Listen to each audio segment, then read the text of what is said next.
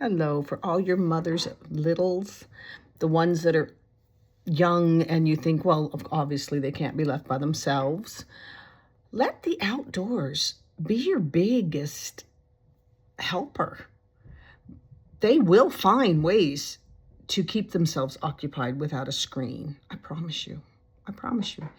Introduce them to a puddle. Introduce them to digging with their hands, with a spoon. You don't have to go out and buy all this expensive equipment. You don't have to worry about, signing them up for these expensive 1 hour things, tap dance or swimming or whatever. You can do this. You really can on one income. You just have to be intentional about it. You have to sit there and really think it through.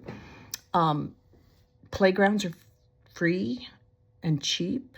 Pack the lunch you would have eaten at home anyway and go there. And if you don't have 2 vehicles, like I didn't for a long time, we had 1 car, pack them up in a wagon. If the babies if you don't have a wagon, walk.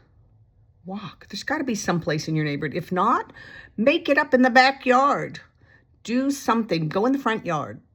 There's no reason why you can't get outside. No reason. Except that maybe you haven't thought about it enough. And you don't need to buy all the stuff.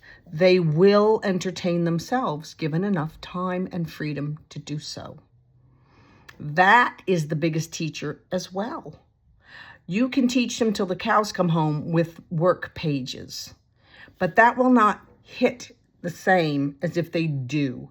So after they get excited with being outside, then you will do stuff like, how many birds do you see?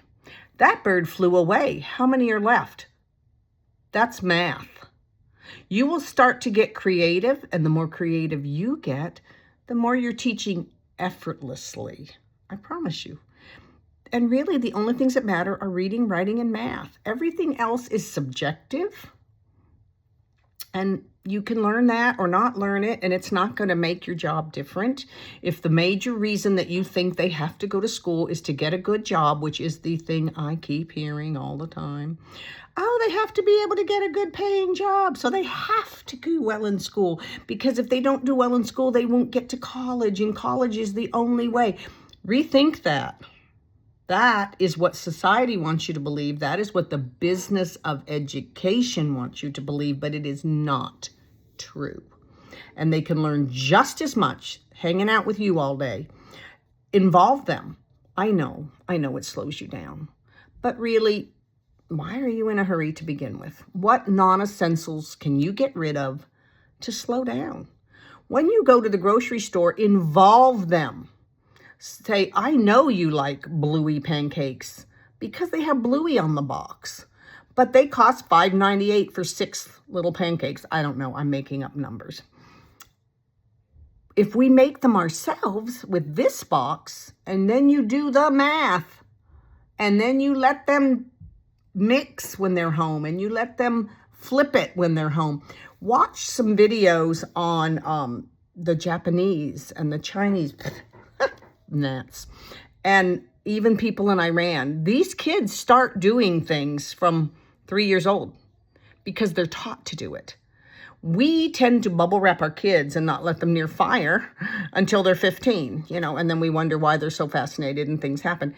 If it's part of their life, they are not going to try to sneak it. They're not going to be so fascinated that they play with it and then oopsie daisy, I just set the curtains on fire, because you've already taught them that if it's controlled and they're capable of controlling it, you got this.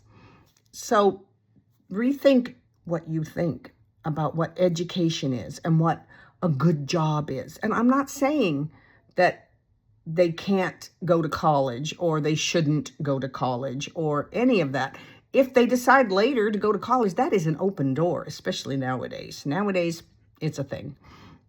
Unless it's math, unless it's law or medicine, okay, they're going to need a specialized track for that. But not what you think. It's not what they would lead you to believe. Stick with me. I'll give you more. And if you have any questions, put them in the comments and I'll answer them.